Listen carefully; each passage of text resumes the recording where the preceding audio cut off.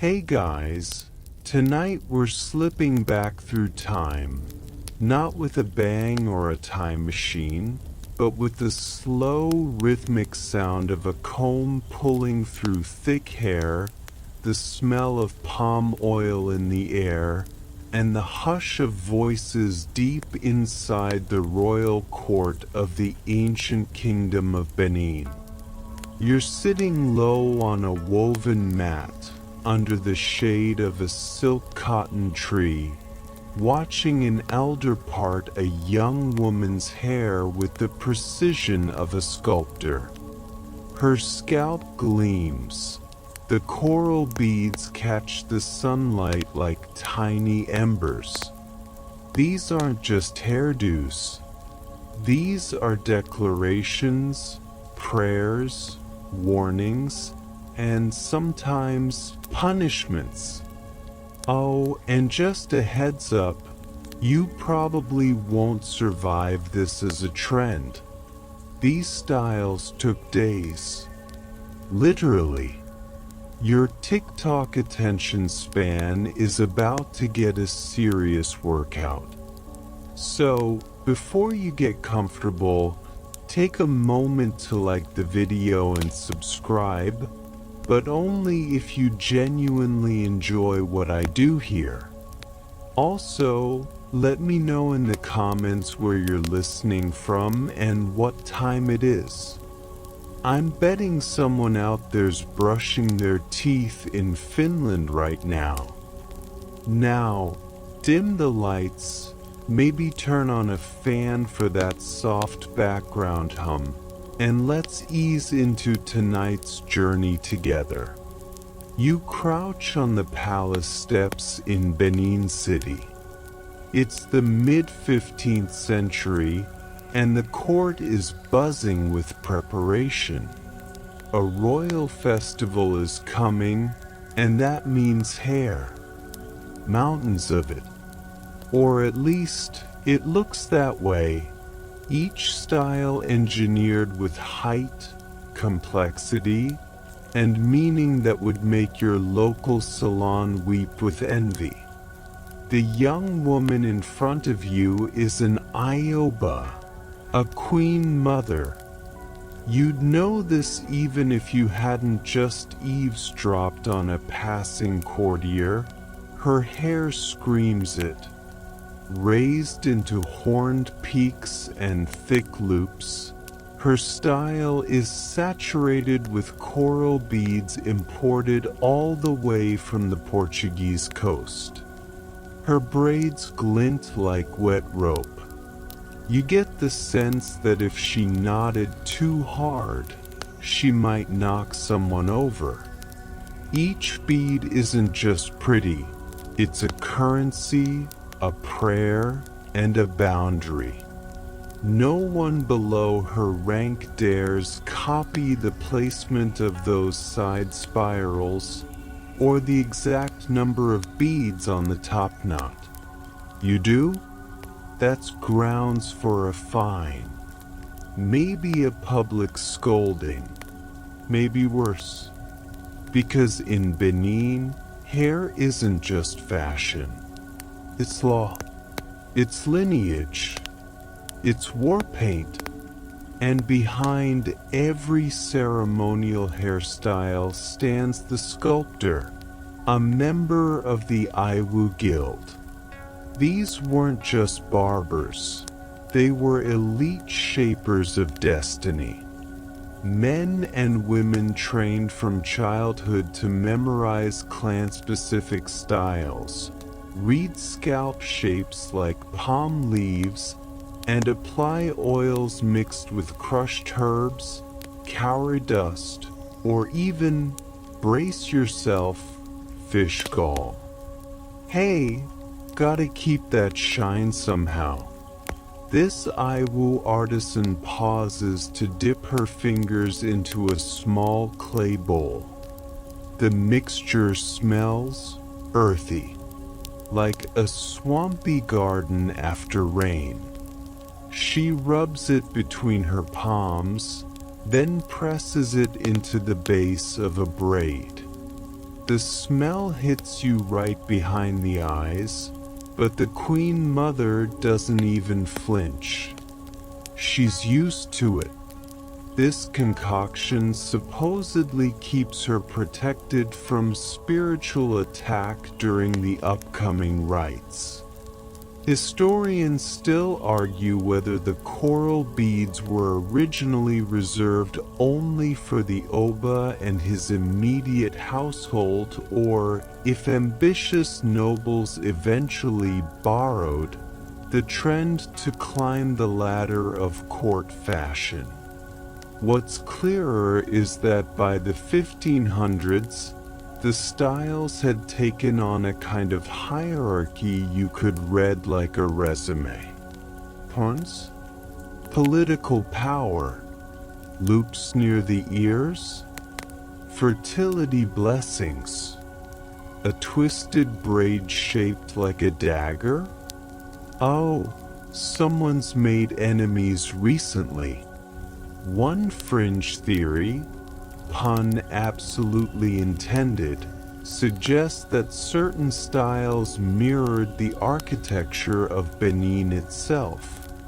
That's right.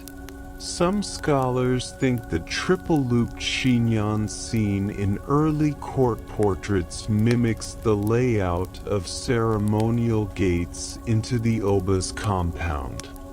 No one can prove it, but once you see it, you can't unsee it. You get a little too close to one of the artisans as she's binding a bead into a braid with a sliver of softened copper wire. She stops, looks you dead in the eye. "Hair holds memory," she says.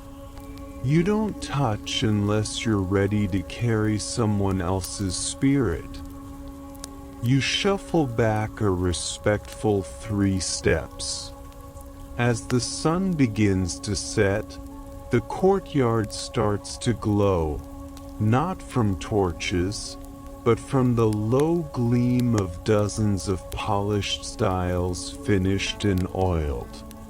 You see variations everywhere. Some women wear their hair sculpted into low mounds, dusted with white chalk. That's for mourning. Others have asymmetrical twists, either a trend or a sign they've just completed a rite of passage.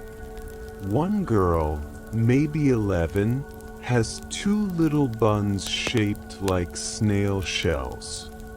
Adorable, but also an exact marker of her house status and readiness for marriage training.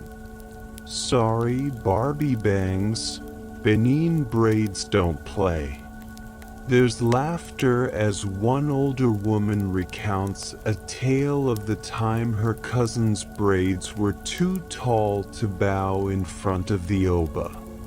She tried. The beads clacked. The crowd gasped. Her hair got stuck on a ceremonial umbrella. Took 3 attendants and a goat bribe to untangle the scandal. And still, beneath all the beauty, there's tension. Because these styles don't just beautify. They signify trust, betrayal, heritage, rebellion. A wrong twist could mean aligning with a rival clan. Too many beads? You might be accused of overstepping your status. Not enough braids? Now people are whispering your house is in decline. You step away for a moment and glance at a carved bronze plaque near the courtyard entrance. You recognize the hairstyle immediately, those thick, square-angled braids with tiny bells on the ends. You just saw someone wearing that exact pattern not 10 minutes ago. And yet, This plaque is over 400 years old. That style? Immortalized in metal. Bronze doesn't lie. By nightfall, the last of the oiling is done. The Queen Mother stands, her hair towering in perfect symmetry. When she walks, the coral beads sway like soft rain. Even in the darkness, her silhouette speaks volumes. Power, ancestry, you feel it in your bones. You settle back down onto your mat, letting the humid air press into your skin. Your scalp tingles a little, maybe sympathy, maybe spiritual residue. Either way, you close your eyes, the echo of beads still clinking gently in your ears. The Iwu artisan's fingers never stop moving. You watch as another apprentice steps forward, holding a thin rod made of ivory. Not to comb, not to cut, but to measure. She's aligning a series of vertical cornrows down the side of a nobleman's head, counting the tiny etched marks on the rod as if checking the stars. One row too far forward, and the balance is ruined. One slip, and the family crest, yes, crest, won't align with his shoulder garment. So, tonight, we're talking about the barbers who weren't barbers. In Benin, you didn't walk into a hut and say, just a trim.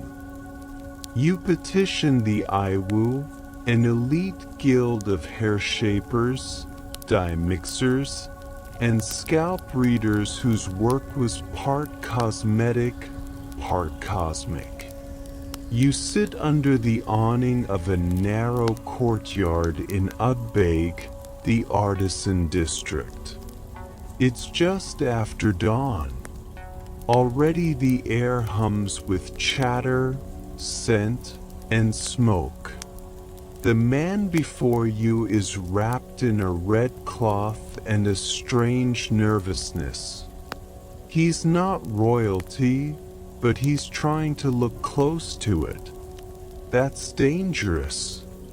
He knows it. The Iwu know it. That's why they're taking their time.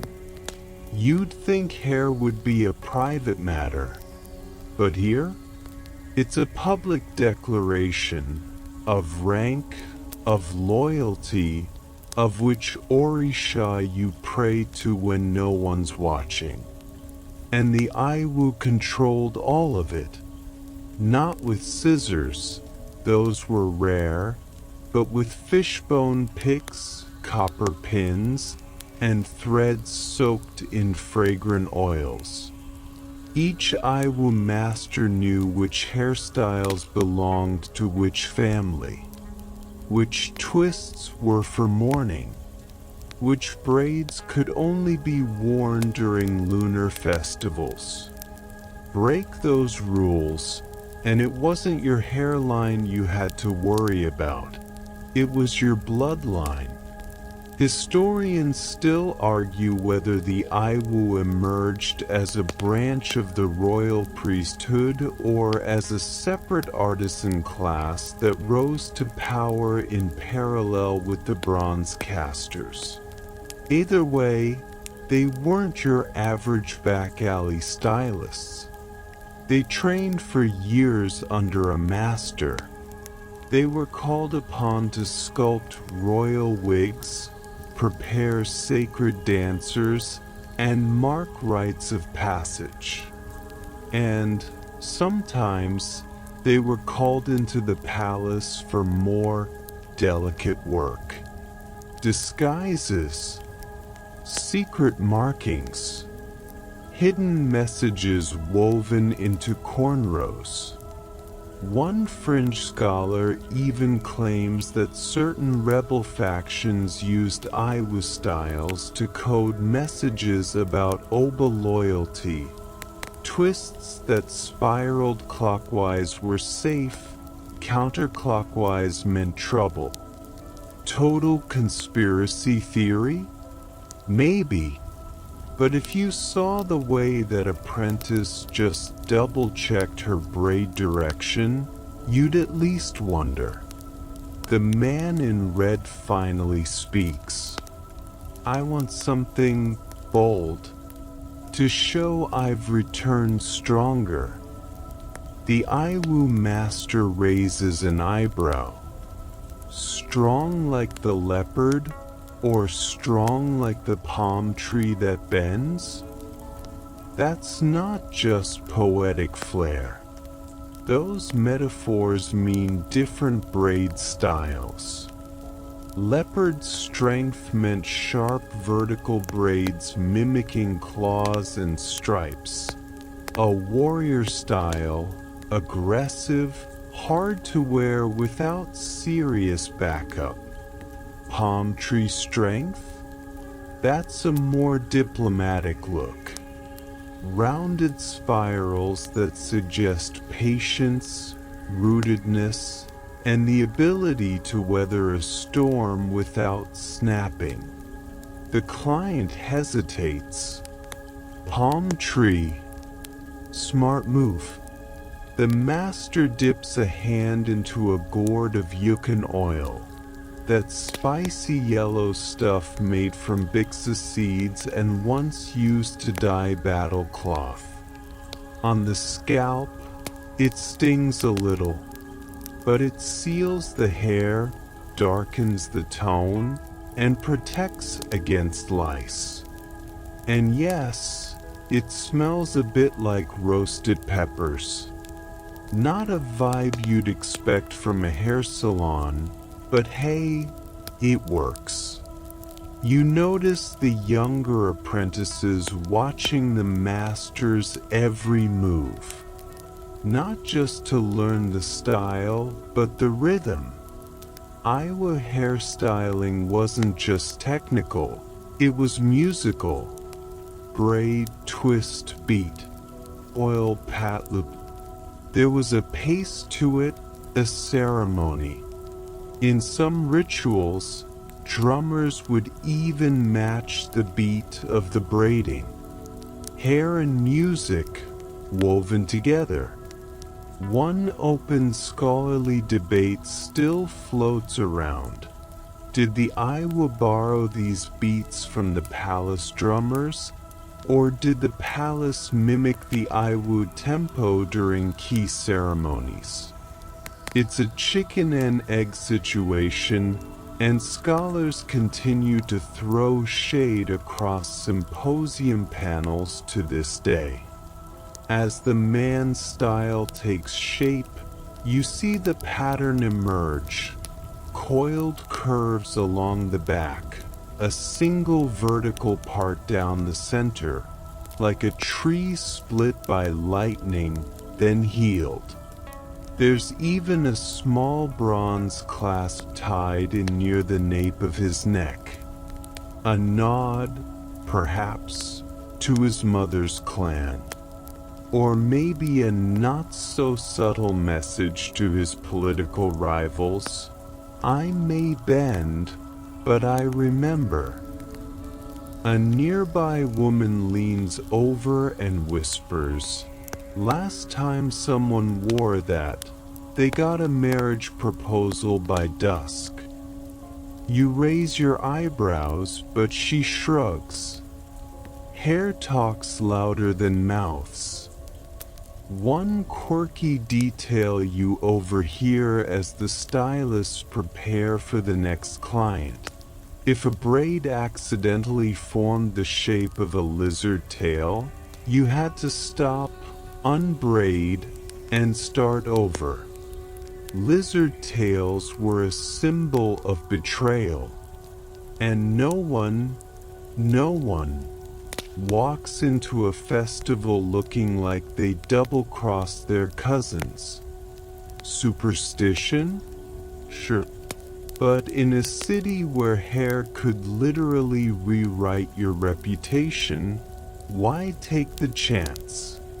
By midday, the courtyard is full of heads half-braided, oiled, powdered, dyed.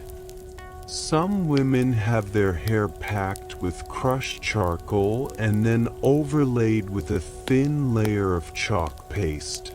It dries to a pale lavender gray, like a cloud perched on their scalp. Others go for raw volume, wool-like textures teased and lifted, then set with palm wax into tall, wide halos. Afro meets altar. Someone nearby giggles as a goat breaks free and knocks over a bowl of red dye. It splashes across the clay and someone mutters a prayer. You never spill dye near finished hair. It's bad luck. It means the ancestors are restless, or your secrets might spill next. You catch one last glimpse of the man in red. He's standing tall now, style complete, with beads woven into his sideburns. Yes, that's a thing, and a thin line of chalk along the edge of his scalp. A parting gift from the Iwu. Not just aesthetic. It's a blessing, a boundary, a warning. You nod, barely realizing you're doing it.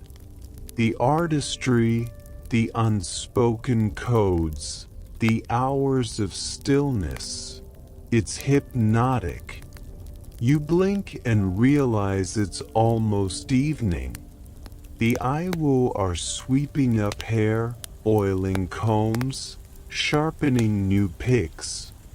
And you're left wondering how many secrets the Iwu carried in those quiet courtyards.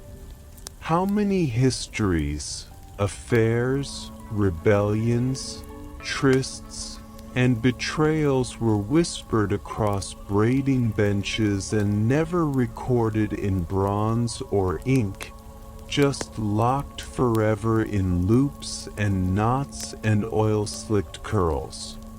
You close your eyes, and in the dark behind your lids, 1,000 twisting styles begin to dance.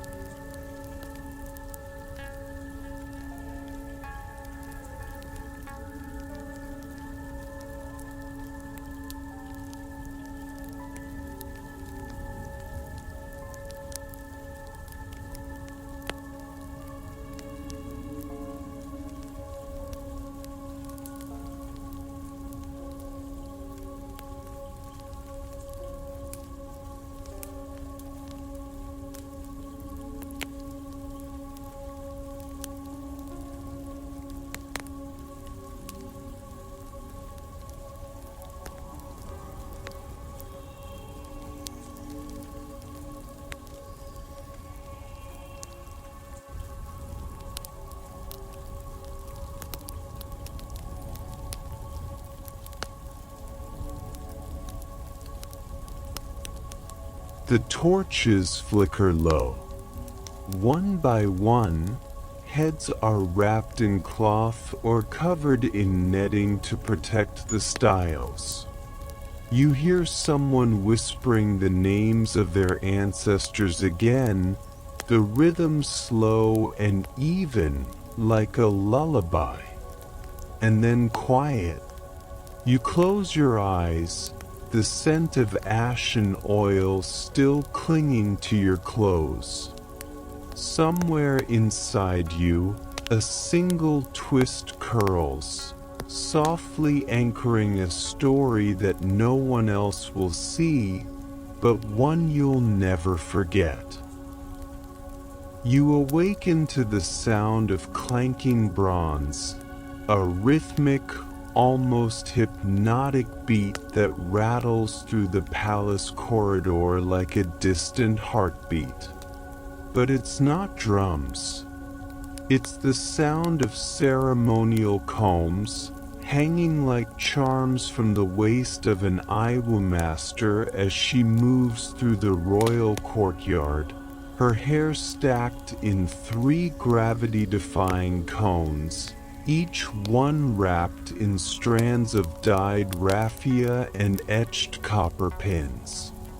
This, my friend, is the era of high hair. Literally, we're now drifting into the golden age of vertical styles, those dramatic architectural designs that didn't just flirt with the heavens, they taunted them. Some styles reached nearly a foot tall, balanced with the grace of an egret and the precision of a bricklayer. And we're not just talking about aesthetics. These hair sculptures were status towers, towering declarations of lineage, fertility, political allegiance, and, occasionally, fashion beef. You make your way to the central square just as a bridal procession begins. The bride's hair is impossible to ignore, 4 symmetrical plumes rising from her head like the horns of a mythical creature. The base is tightly braided, but the height is achieved through a frame made of cane and bark fiber, carefully hidden beneath layers of oiled hair. This style is called Omwaro Ayin, which roughly translates to woman who lifts the sky. Yeah, try fitting that on a salon menu. The crowd stares in awe, not just because of the sheer engineering feat, but because only women from a certain clan can wear it during marriage rites. Historians still argue whether this style originated in the central court of Oba Ozoliua or came from a lesser-known district in Orido. Some believe it mimics the spires of sacred Benin architecture. Others think it's a stylized reference to the royal bird, exact species, still debated, seen on palace walls. You don't really care who's right. All you know is that it looks fabulous and probably takes longer to assemble than a flat-pack bookshelf.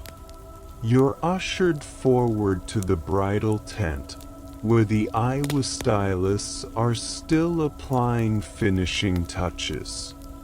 They're dabbing a rich, dark paste, charcoal, coconut oil, and powdered ebony bark along the edges of the scalp. This creates a shadow effect under the towering cones, making the hair seem even taller.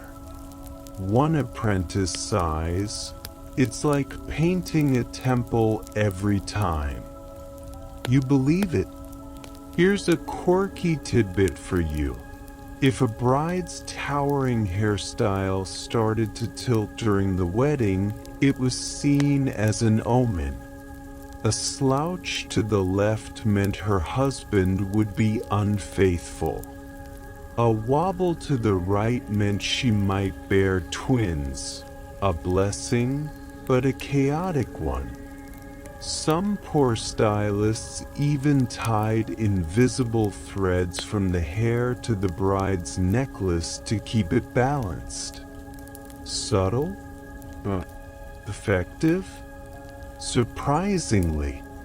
Suddenly, you're pulled aside by an older woman with hair so stiff and sculpted, it looks like a crowned helmet. "Come," she says, "you need to see the widow's wall." You follow her to a shaded archway where elder women are seated in a semicircle, each one sporting a dramatic crescent of hair arcing forward like a visor. This is a mourning style, but not the kind we saw earlier. This one's aggressive, sculptural, unyielding. It tells them not to approach, the woman explains, nodding toward the palace. Not the men. Not the spirits. No one. And just like that, you understand, these styles aren't just for display. They're armor, worn by women who've lost everything, yet refuse to be unseen. The hair is coated with a mix of clay and powdered iron filings. Makes it heavier, makes it last. One elder's hair even rings slightly when she moves. You ask her how long it took. She just chuckles. 3 days, and a bottle of palm wine. Let's be clear, these styles weren't everyday wear. Walking through the market with a 3-pound headdress? Not likely. These were ceremonial, sometimes even theatrical. But when they appeared, they left an impression. You couldn't forget a style that literally forced you to crane your neck just to hold a conversation. One of the stylists leans over to share a secret. The tallest style ever recorded in the royal court allegedly reached 15 inches high. It was worn by a queen mother during a fertility festival. The base was reinforced with a carved wooden structure shaped like a lotus flower, completely hidden beneath layers of braided hair. Fringe scholars claim this story's exaggerated, but a few dusty sketches and oral histories say otherwise. One thing's for sure, it was never repeated. A strong breeze or an awkward bow could have spelled disaster. You pass a young girl now, watching the preparations with wide eyes. Her own hair is cropped short, dyed with indigo, and marked with tiny clay beads. These starter styles are how it begins. Simple signals of clan, age, and rank. One day, if she's lucky, she'll earn the height. Until then, she watches. And you? You sit on a low stool, sipping palm juice, marveling at a society that made gravity a negotiable concept. Here, beauty isn't passive. Bold, but structured, symmetrical. Hair is how you speak when your voice isn't enough, how you rise even when you're told to kneel. The sun begins to dip. The shadows grow long across the bridal plaza. One of the towering hair sculptures casts a silhouette like a mountain on the wall. You swear it breathes just a little, and beneath it, a bride walks slowly, gracefully, like someone who knows the whole world is balancing just above her brow. You wake up to the sound of soft giggles and the whispering shuffle of footsteps on terracotta tiles. It's early morning in the kingdom of Benin, and you've stumbled into a private courtyard where children, newly initiated into the palace servant classes, are undergoing their first hair rites. This isn't playtime. This is serious business. Because even at the age of 7, your scalp starts speaking for you. You crouch beside a young boy whose head is being carefully divided into tiny square plots. Think chessboard meets sacred geometry. Each square is twisted into a bead-capped coil, like a language you're not yet fluent in. This style, known as Iguero, marks his entry into palace service. The number of squares denotes his division, and the beads, they tell you whether he's in training as a scribe, a messenger, or a ceremonial runner. In a kingdom where every gesture means something, so does every strand. You notice his hands are fidgeting. Understandable, his scalp's being tugged tighter than a modern-day influencer's ponytail. The older woman braiding him taps his shoulder. Stillness is part of the ritual, she murmurs. You must earn the silence. As you shift to observe another child, a girl this time, you realize her pattern is completely different. An inward spiral starting at the crown and curling toward her left ear. It's a pattern used exclusively for female apprentices assigned to temple maintenance. It's said to mimic the wind path of certain ancestral spirits. Historians still argue whether these styles had purely functional origins or whether they drew on deeper cosmological models.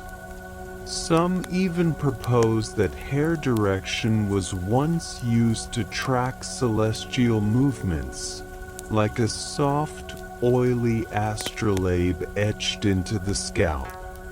And now for something unexpectedly charming. During these rites, it was customary to offer the children a special treat, a kind of sesame honey cake, once the braiding was complete. But here's the catch. They had to keep their heads perfectly still or risk forfeiting the snack. That's one way to raise disciplined kids. Try applying that during your next family photo shoot. The stylist beside you begins humming. It's not random. She's keeping rhythm with the twist pattern, each hum marking a rotation of the fingers. This kind of muscle memory was passed down through generations of stylists, some of whom were blind. Yes, you heard that right. Blind hairstylists were revered in the inner court for their spiritual fingers.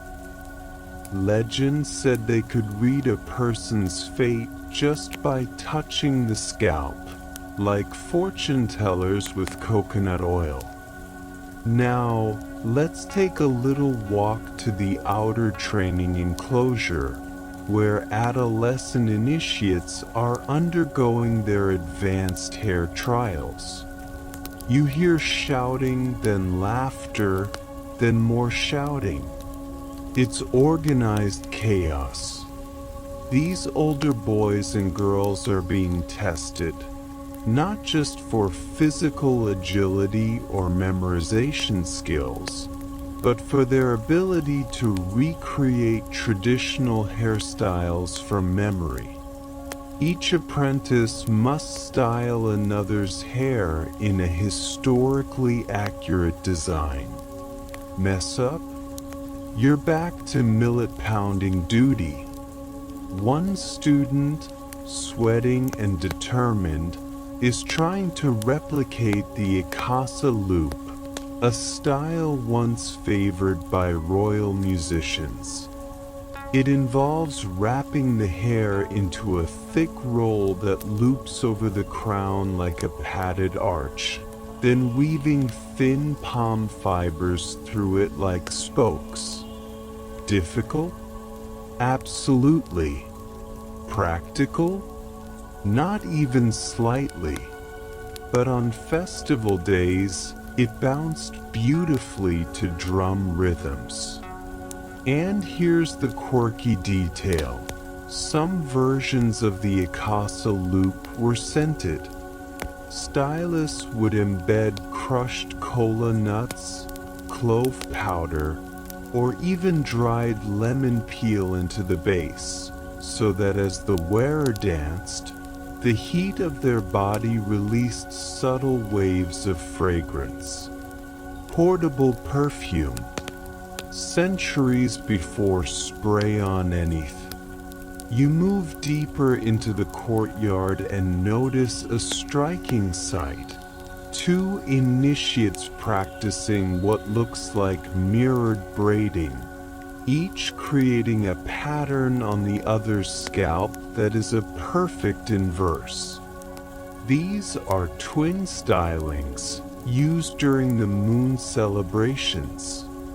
Twins held special meaning in the kingdom of Benin, believed to be gifted or cursed depending on the alignment of their birth. Hair was used to distinguish the speaker from the listener, twin. Israel's, as if sibling rivalry needed more official backing. Even in daily life, you learn the hair of children in the palace marked their routines.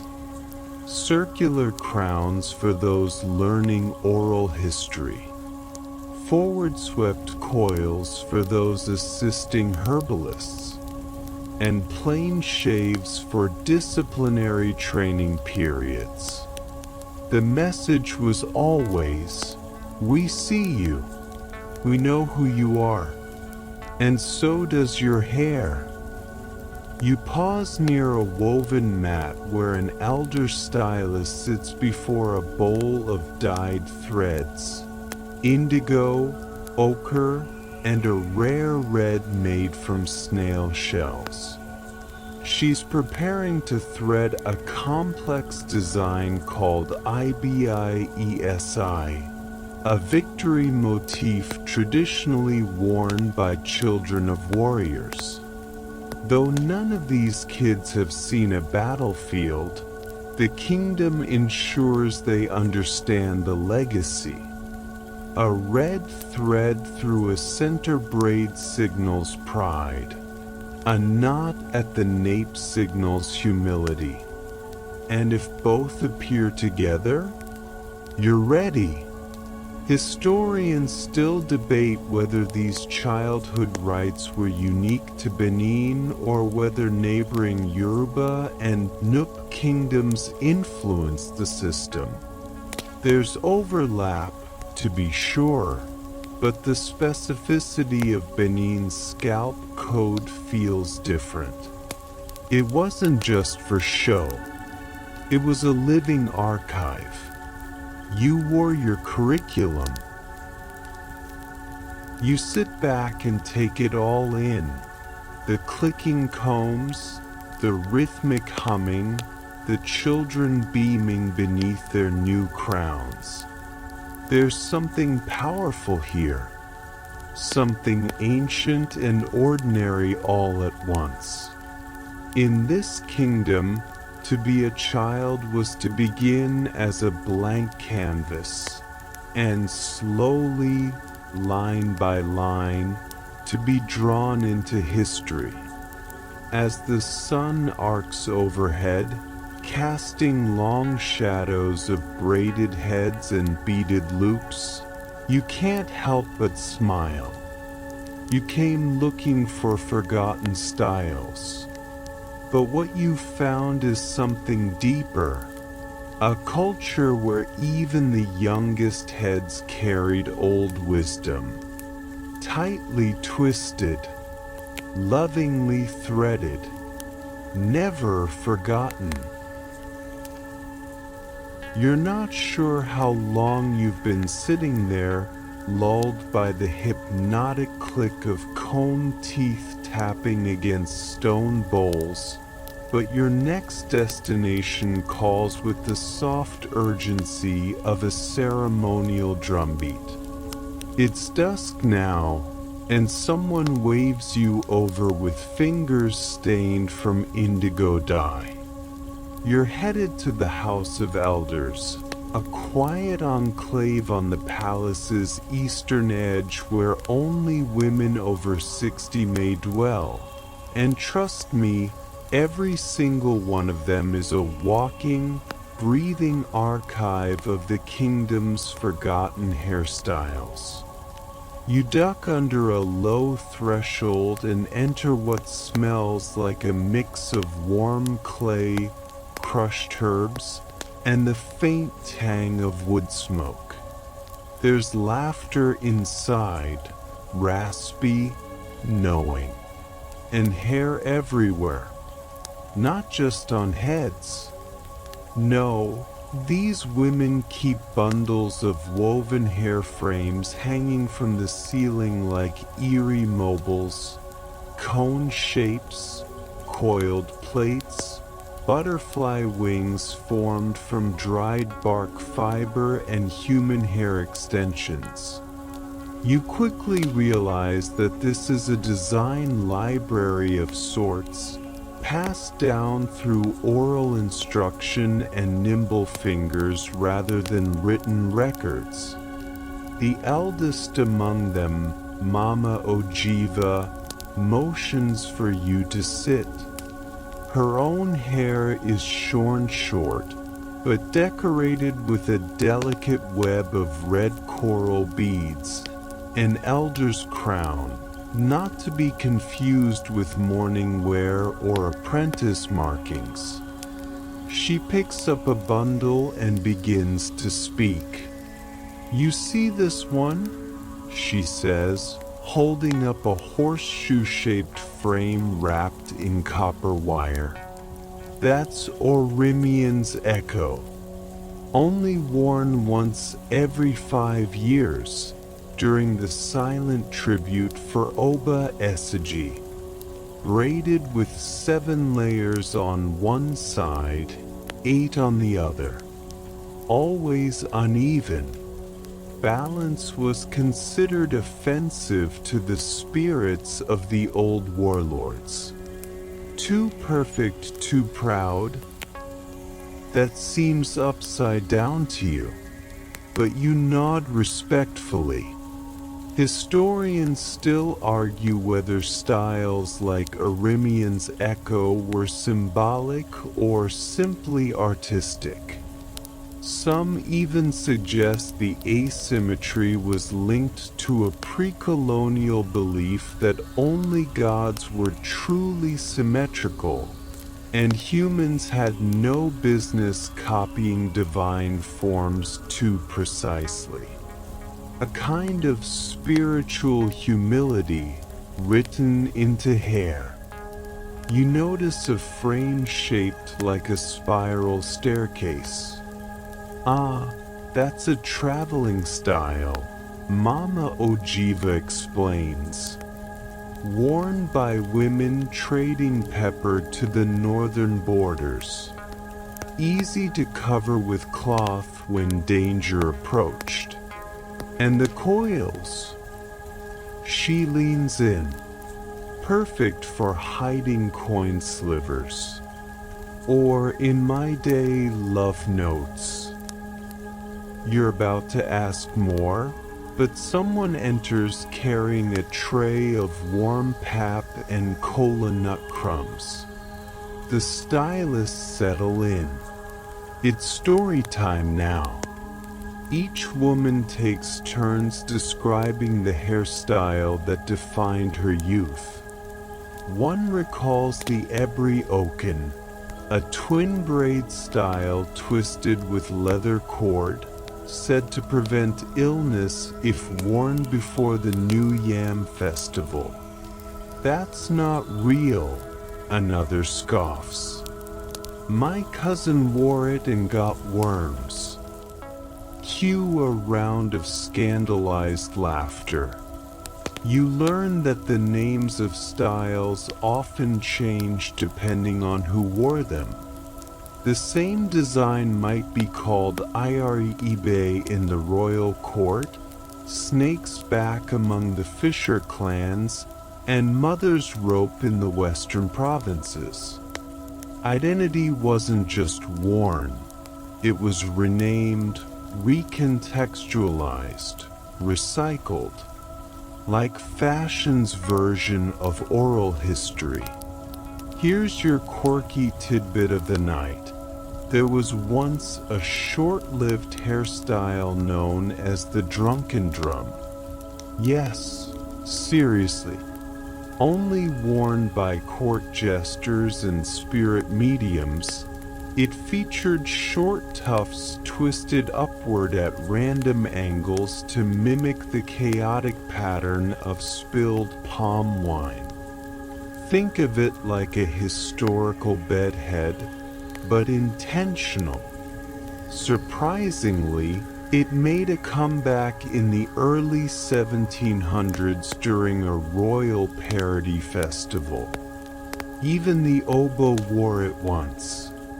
Possibly ironically, possibly not. As the stories wind on, you begin to grasp something important. Many of these hairstyles didn't just signify what people were, they served as memory markers. During grief, hair might be sculpted into the last pattern a lost loved one wore.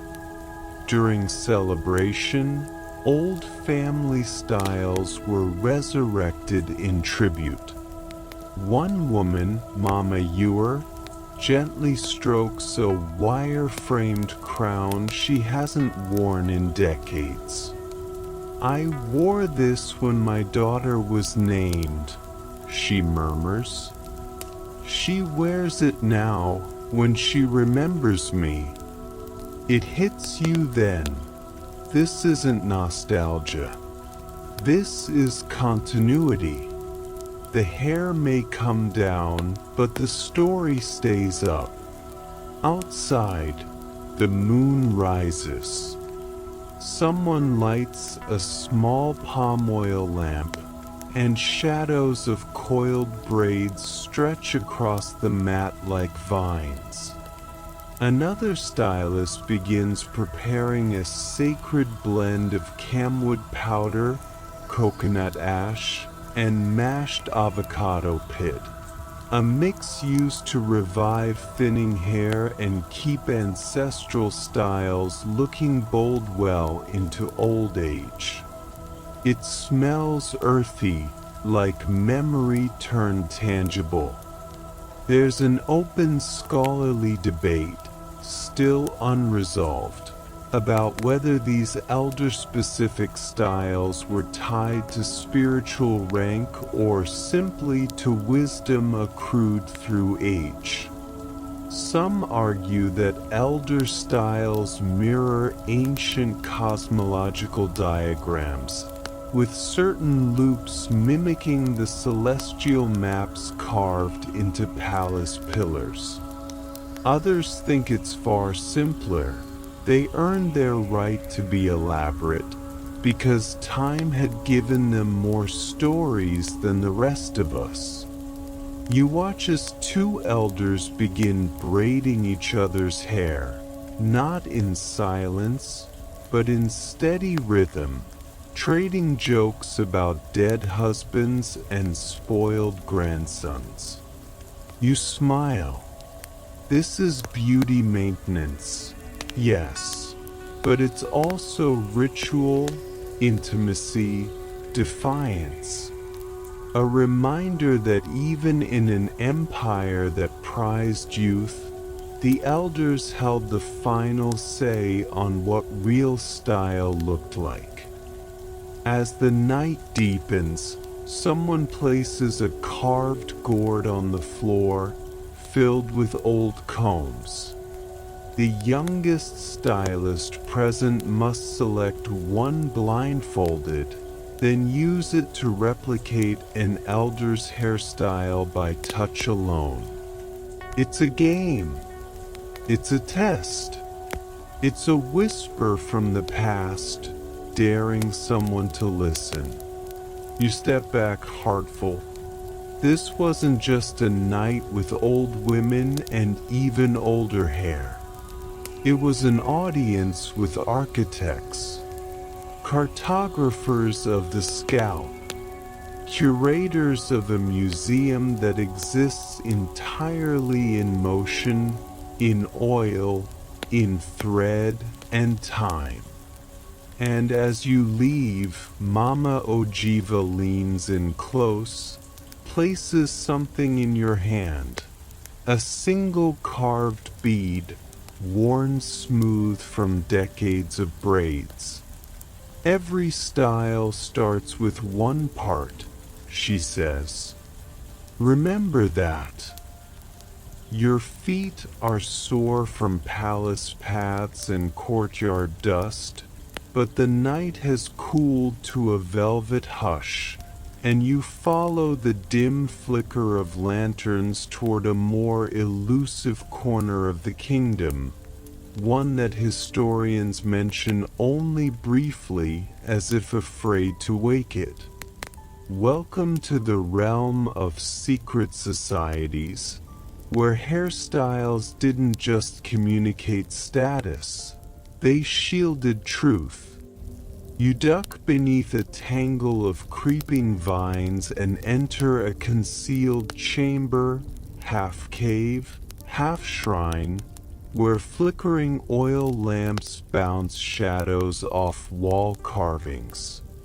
This is where the members of the Ekban Society, an all-female guild sworn to spiritual and medicinal knowledge, gathered under moonlight.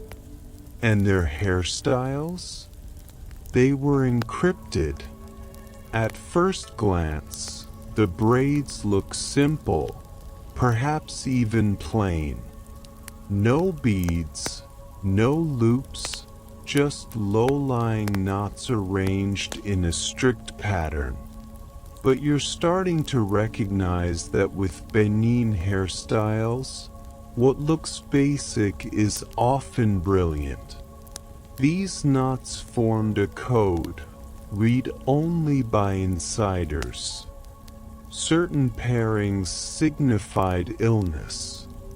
Others marked a woman as a protector or a gatherer of forbidden herbs. One combination meant the cure has failed. Another warned, the spirits are listening, do not speak. Historians still argue whether this hair language began as subterfuge during colonial contact or if it stretches back further into Benin's golden age. What's known is that these women pass the code down scalp to scalp, wordlessly, sometimes altering a style mid-meeting if political tension brewed. Imagine slipping from one identity to another in the space of a braid. The society also maintained a style called Irug Igbo, a highly restricted configuration involving concentric plates around a shaved circle. At the center of that bare circle, a tiny symbol was drawn with camwood paste, an eye, a crescent, or the mark of a sacred tree. Each symbol altered the meaning of the surrounding style. That's right, hair plus scalp plus pigment, like a scroll you wear on your head. You lean closer to a mat where an initiate is having her hair redone under the scrutiny of 3 elder members. The braider's hands move fast, but not chaotically.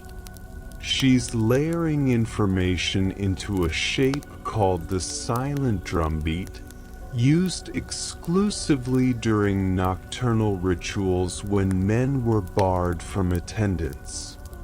The style features 4 forward-pointing braids, message bearers, 2 side loops, healers, and 1 twisted stem at the nape, which reportedly represents the root of the other world.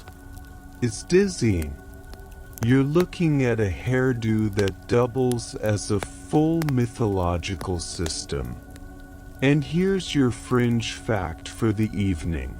Some of these spiritual hairstyles required activation. That's right, just wearing them wasn't enough. You had to perform a tiny ritual. For example, one design called Elect's Bow was only considered protective after you'd inhaled smoke from burning cowrie shells and whispered your maternal grandmother's name 3 times. If you messed up the order, well, hope you enjoyed your luck while it lasted. Nearby, a low humming starts. One of the women has begun the Oak Ovia trance chant, and a ripple of silence falls over the others. A small bowl of shea butter is passed from hand to hand, and with each touch, the scent deepens. This isn't spa time, it's sacred. The butter seals in the information. Once the hair is done and the chant complete, that style is fixed until the next lunar phase. Not all members wore elaborate knots, though. Some chose what's called the acute blade, a severe half shave down the right side of the head. To the uninitiated, it screamed rebellion. To the society, it marked someone sworn to silence, someone who bore spiritual witness but spoke nothing. That haircut was its own vow. You may be wondering how society members avoided detection in public spaces. The trick? They layered. Literally. Secret hairstyles would be hidden beneath public styles. Buns pulled over knots, cloths wrapped tightly over layered plaits. It's the historical equivalent of having a burner phone in your hairdo. Who needs pockets? There's also a curious case of male impersonation, though it was rare. Some high-ranking society members disguised themselves using specific styles that mimicked male soldier cuts from the outer provinces. Not for deception, but for infiltration.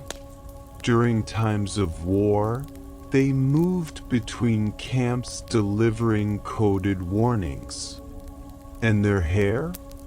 Always the giveaway if you knew what to look for. A single braid twisted into a tiny upward point behind the right ear.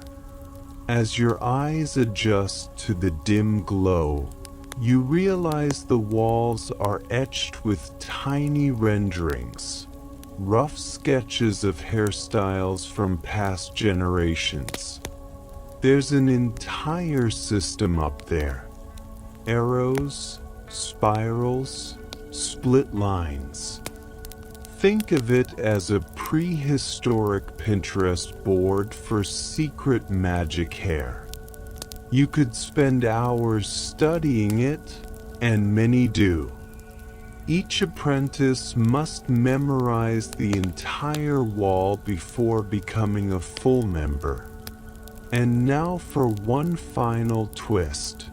Pun firmly intended, these secret styles didn't stay static.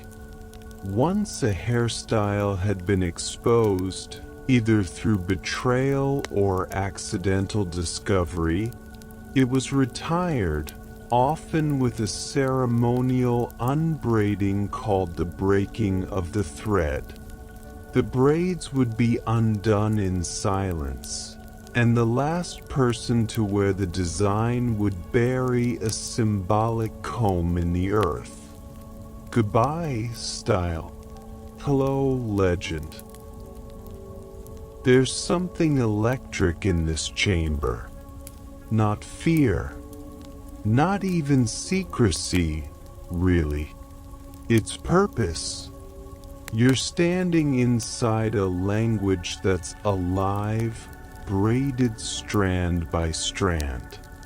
You could try to decode it all, but you'd probably end up lost, tangled in meanings too layered for your modern-day brain.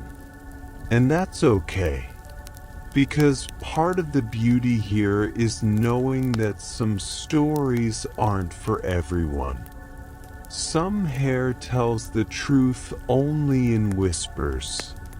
As the night deepens and the oil lamps flicker down to faint embers, the society members wrap their heads in cloth and file quietly out into the dark. Their hairstyles vanish from view, but not from power. You remain behind, blinking slowly, the smell of camwood and ancient butter clinging to your clothes. Your scalp itches a little, as if your own follicles are whispering secrets to one another. Maybe they are. The night air has shifted again, warmer now, with a breeze that rustles the palms like a gossiping ant. You follow the scent of burnt okra and citrus toward the outer districts of Benin, where royalty and ritual gave way to the raw edge of daily survival. This is the artisan quarter. Leather workers, potters, bronze casters, and, of course, hairdressers with calloused hands and cutting opinions. Here, hairstyles weren't just declarations of pride. They were portable resumes, social shields, and sometimes a literal ticket to dinner. You pass a stall where a mother scolds her daughter for messing up the alignment of her side part. No husband will respect a crooked braid, she huffs. The girl rolls her eyes. You sympathize. In these outer wards, One style reigned supreme, uboido. Translated loosely, it means the street speaks. It was a bold, sculptural array of front-facing spikes. Imagine the roots of a mangrove tree caught mid-stride. Each spike represented something. One for your household, one for your clan, one for your profession, and if you were lucky, a bonus spike for aspirations. Get this, there are records of girls who wore a blank spike for the husband they hadn't met yet. Manifesting 1600 style. The design wasn't just for looks. Market guards used it to track newcomers. If your spikes didn't match the local clan pattern, questions followed. Sometimes even fines. Scholars still argue whether this evolved as a civic system or was born out of neighborhood rivalry. Either way, hair was ID before ID existed. You pause at a workbench where an elderly barber is sharpening a blade the length of your forearm. Don't worry, it's ceremonial. He tells you about Ethiope styles, worn exclusively by male artisans. These were intricate, low-sitting cornrows often worked into geometric grids. From above, they resembled the floor plans of workshops, square for woodworkers, circular for bronze casters, zigzag for weavers. It was visual branding in follicle form. Now here's your quirky nugget. There was once a group of potters, just potters, who wore their hair in a shape known as the broken jar. It was literally a rounded bun cracked into two halves with a thin braided line. No one knows why it started, but there's a theory that the founding matron dropped a water jug on her foot and made it fashion. Whatever the origin, it stuck. For about 70 years, no self-respecting potter would wear a whole bun. But the real showstopper down here? That would be the Akasa coil. You hear it before you see it. Rhythmic singing, soft drum beats, and the unmistakable smell of charcoal scorched oil. The Akasa is a traditional dance, and its signature hairstyle was a feat of both precision and endurance. It required the wearer to grow their hair long, coil it into 9 symmetrical loops, and affix tiny metal bells at the ends. Yes, real bells. When the dancer moved, their hair chimed in. Back in my day, one performer grins at you between stretches. The hair spoke louder than the drum. And you believe her. As she flips her loops back into position, the bells tinkle like a mischievous wind chime. You half expect her to levitate. Historians still debate whether the Akasa coil emerged from spiritual ceremonies or courtly entertainment. Some argue it was reserved for priestesses. Others think it started among traveling performers and was simply adopted by temples over time. What's clear is that the style wasn't just decorative. It was choreographic. Certain movements were tied to hair placement. If a loop fell out of line, the entire sequence shifted. Dancers practiced for months to maintain the symmetry mid-performance.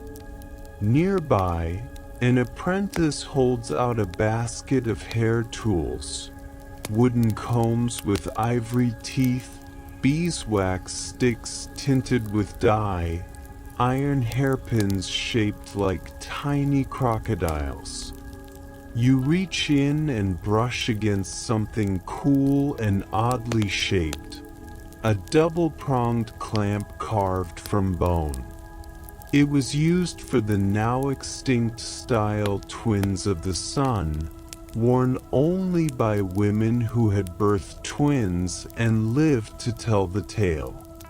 The hairstyle featured two massive loops coiled over each temple, joined by a thin braid that passed across the forehead like a symbolic sunrise.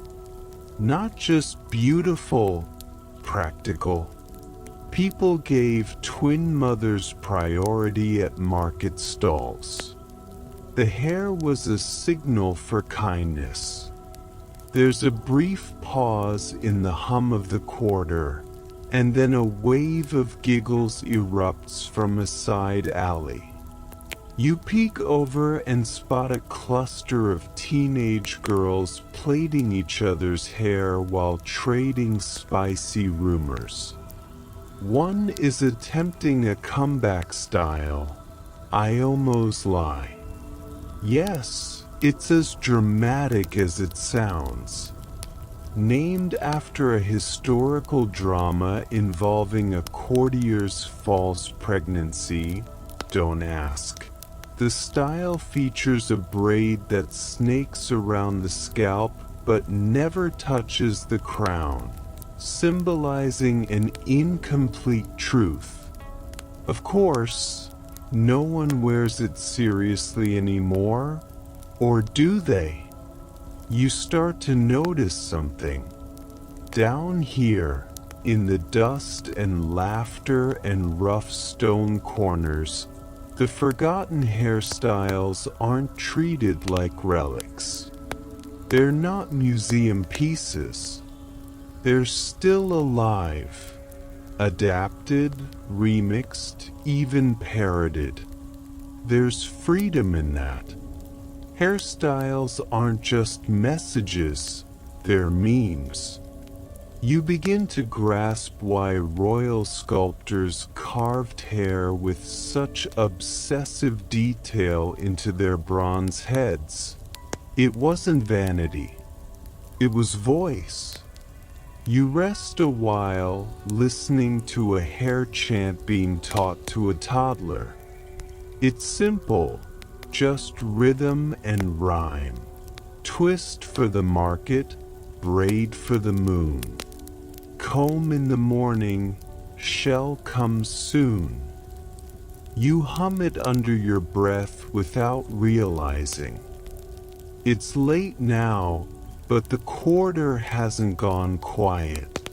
A final style catches your eye. Shadow threads. A loose, almost shaggy look worn by messengers and nighttime traders. It defied the precision of court styles but required a balance of volume and flow. Meant to blend in with shadows, to soften outlines under firelight. Some say it was protective magic. Others say it was just the best a guy could do after 3 days on foot. Either way, it was its own kind of elegance. And just like that, you're one style deeper into a history that never really disappeared. It just tucked itself into the alleys, waiting for you to look twice. You follow the twisting paths back toward the royal quarter, but not to the palace. Tonight, You drift instead into the heart of ceremonies, festivals, and the many moments where Benin's hairstyles weren't just about who you were, but who you were pretending to be.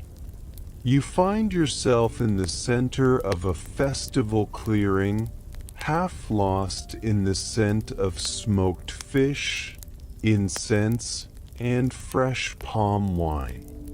Around you, dancers leap, twirl, and twist with impossible speed. Their hair just as alive. Welcome to the world of performative disguises. Hairstyles made for transformation, illusion, and a little bit of divine impersonation. You duck past a gourd cellar and find a semicircle of masked performers seated in preparation. These aren't your average partygoers. They're members of a traveling masquerade troupe, part spiritual envoy, part public entertainment, part terrifying neighborhood visitor if you're under 10 years old. And each performer wears a hairstyle that doesn't belong to them. That's the point. Take the Ioba veil, for example. Normally reserved for the Queen Mother, it features high, tiered buns stacked like an offering tower. But tonight, it's worn by a male dancer portraying a royal ancestor. He doesn't mock, he channels. The hair is synthetic goat wool, colored with powdered charcoal and camwood. Under lantern light, it looks like real hair. The illusion is thick enough to fool your eyes. Maybe even your memory. Historians still argue whether these impersonation styles were strictly spiritual or occasionally satirical. Some records suggest that hair-based disguises were used to critique court politics under the guise of comedy, braiding in slight imperfections or exaggerating a forehead swoop just enough to resemble a noble who'd recently fallen from favor. Hair is protest, masked by festivity. Now that's subtle rebellion. Then there's the Oro Echo, a hairstyle used exclusively for impersonating the voices of the dead. Yes, you heard that right. One person would wear this style, twisted down both sides of the face like coiled question marks, and remain silent throughout the performance. Another, hidden behind a veil or bush screen, would speak in a warped tone. The trick worked only if the hairstyle was perfectly symmetrical. If the loops were uneven, the illusion broke and villagers booed. Brutal. As the drums rise to a fever pitch, a new figure emerges, tall, shimmering in gold, hair braided into a forward-sweeping crest that ends just above the bridge of the nose. It's the elephant's path, a ceremonial illusion style reserved for portraying animal spirits. The crest mimics the trunk, but the rest of the hair? It flares out like ears. The wearer stomps in rhythm, moving slowly, regally. You swear the dust itself pauses. This wasn't just dress up. It was metamorphosis. And now for your quirky tidbit of the night. During one particular annual ceremony, A performer would dress as the ghost of the year past, and their hairstyle changed every time.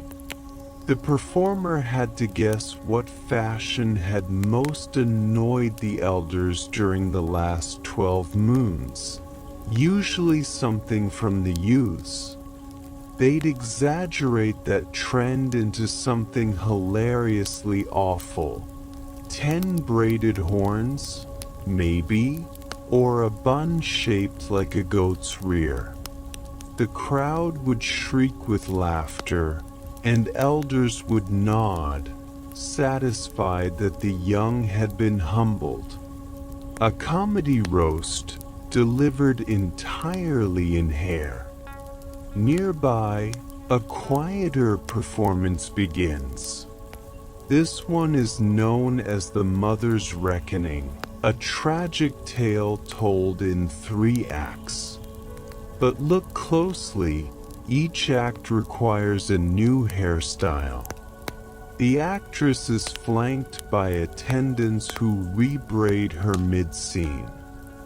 First, she wears the ovia basket, a bun split into 4 segments, symbolizing fruitfulness. In Act 2, her hair is undone, left in loose threads that hang like grief. By Act 3, it's retied into the wounded loop, a single braid that wraps tightly around the head, ending at the crown in a broken spiral. No words needed. The audience cries on cue. You're starting to see how hairstyle here isn't an accessory, it's a script, a performance, a moral. The same story, without the right hair, wouldn't land. It would feel off. Imagine watching Phantom of the Opera with the Phantom in sweatpants. Same idea. You pass a mirror propped against a tree, used by performers to adjust themselves before going on stage. You glance in. For a second, your reflection seems to be wearing a crown of loops. Or was that just the shadows? Doesn't matter. The illusion has its grip on you now. One corner of the field is lit with torches, and that's where you see the skydiver's plate, a ceremonial children's style that looks like 2 upward wings, bound with cotton thread. Worn only during harvest blessings, it's meant to lift the hopes of the village. But here's the catch. Only children who'd recently lost a family member were allowed to wear it. Grief celebrated as hope. That kind of hairstyle you don't wash out easily. And don't overlook the most controversial look of all, the trickster's knot. Not because it was ugly, but because no one ever knew what it meant. It's a single braid, curled into a spiral and pinned behind the ear with a feather. Sometimes worn by actors, sometimes by beggars, sometimes by royal jesters who answered only to the oba. Scholars debate whether it was a symbol of resistance, sarcasm, or simply chaos. You can imagine how well that sits with historians. A breeze kicks up again, and a final performer steps forward, hair shaped like a serpent swallowing its tail. The crowd hushes. This is Eek's promise, a sacred illusion style that represents renewal. Worn only during transition seasons, dry to wet, wet to dry.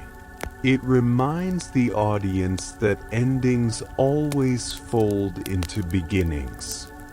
The hair literally loops back on itself. You sit down cross-legged in the dust, the drumming soft now, your own breath syncing with the rhythm. You've just witnessed an entire theater where the cast changes hair between acts. The plot is braided in silence, and every twist or coil might mean something divine, defiant, or downright hilarious. Not bad for a hairstyle, huh? The air has grown thick with incense and anticipation as you wander into the sacred precincts where the kingdom's most intimate and ritualistic hairstyles lived and breathed. This is where hair transcended style and costume and became a living prayer, a channel to the ancestors, and sometimes a barrier between worlds. You find yourself standing in a courtyard lined with palm fronds and woven mats, where women gather before dawn to prepare for the Igu festival, the kingdom's great renewal ceremony. The festival marks the Oba's spiritual rebirth and the cleansing of the entire city, but it's the hair that carries much of the ceremony's secret weight. Among the crowd is a revered priestess, her scalp shining under a thick layer of camwood paste. She wears the Akpa Udo, a hairstyle featuring tightly wound coils arranged like concentric circles, resembling the layers of a sacred onion. Each coil is said to represent a layer of the cosmos, earth, sky, and the underworld. The pattern isn't random, it's a visual invocation of harmony between these realms. Historians still argue whether the Akpa Udo was originally a royal exclusive or if it emerged from grassroots spiritual movements later co-opted by the palace. Some elders claim it predates the Oba's reign altogether, tracing back to mysterious earth priestesses who could talk to the dead. As dawn's first light filters through palm leaves, you catch sight of a young woman applying a thin layer of red ochre to her hair.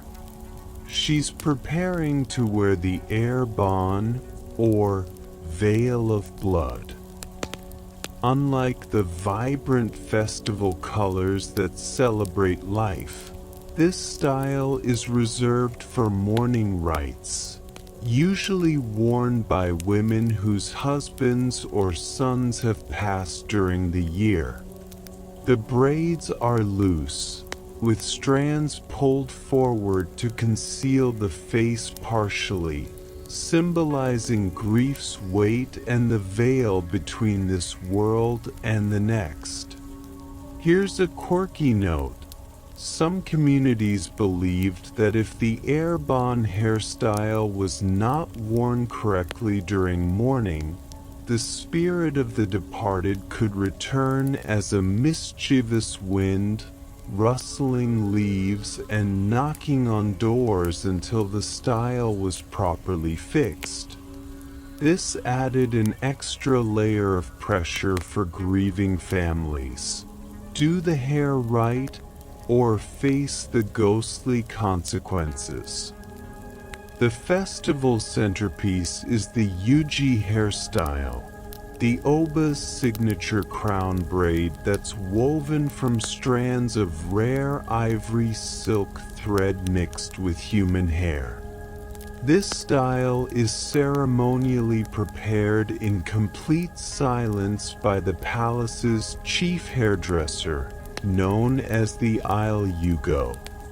You watch as the stylist's fingers work with deliberate care, looping and knotting, each twist meant to absorb spiritual energy.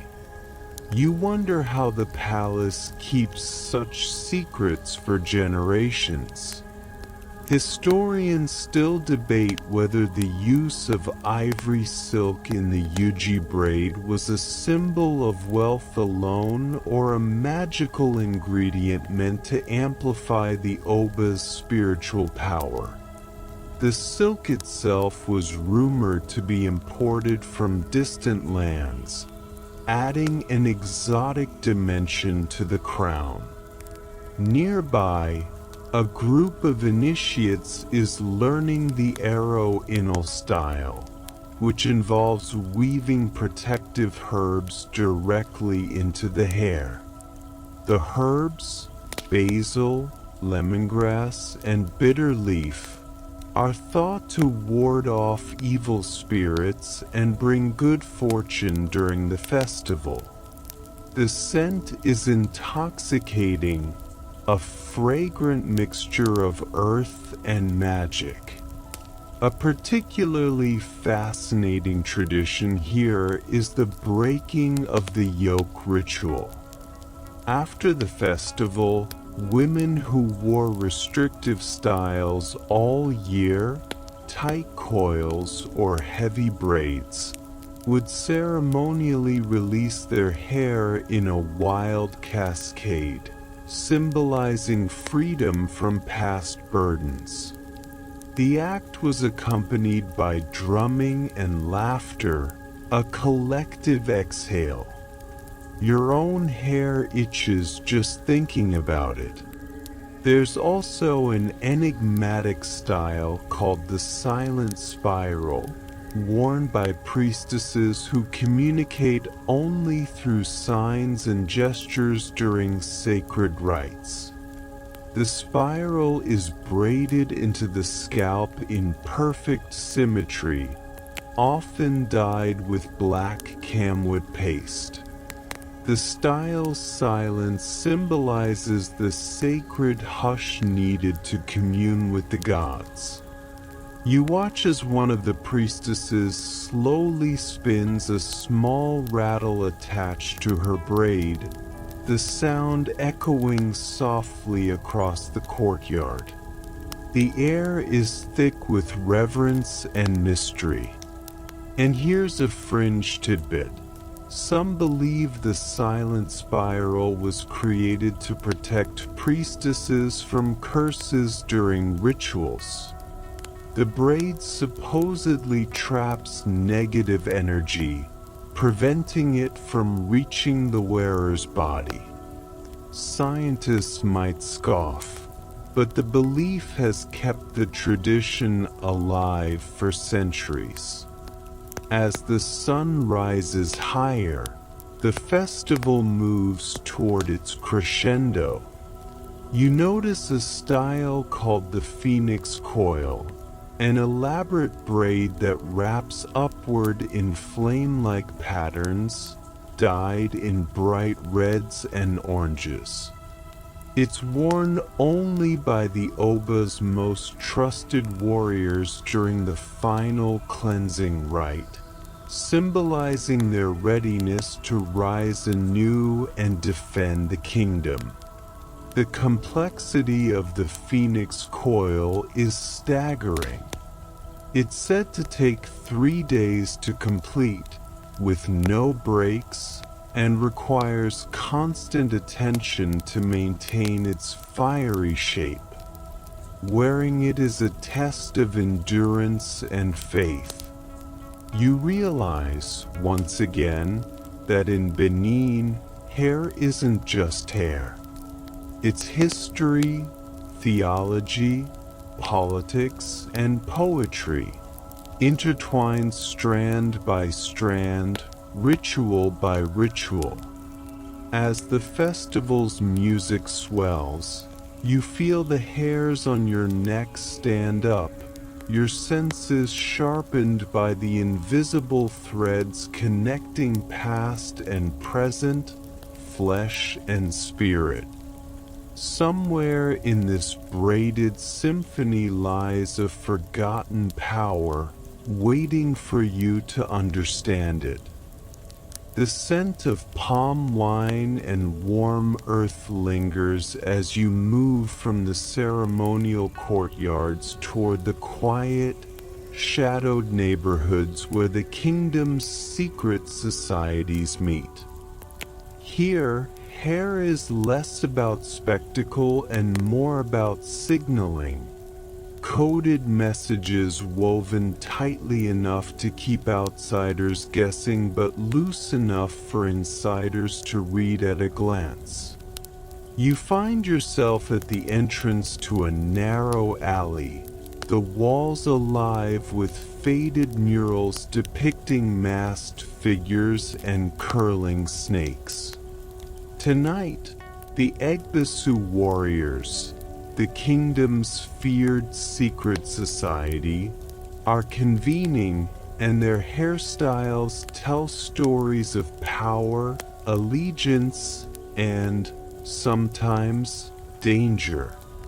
The Egbasu style is instantly recognizable.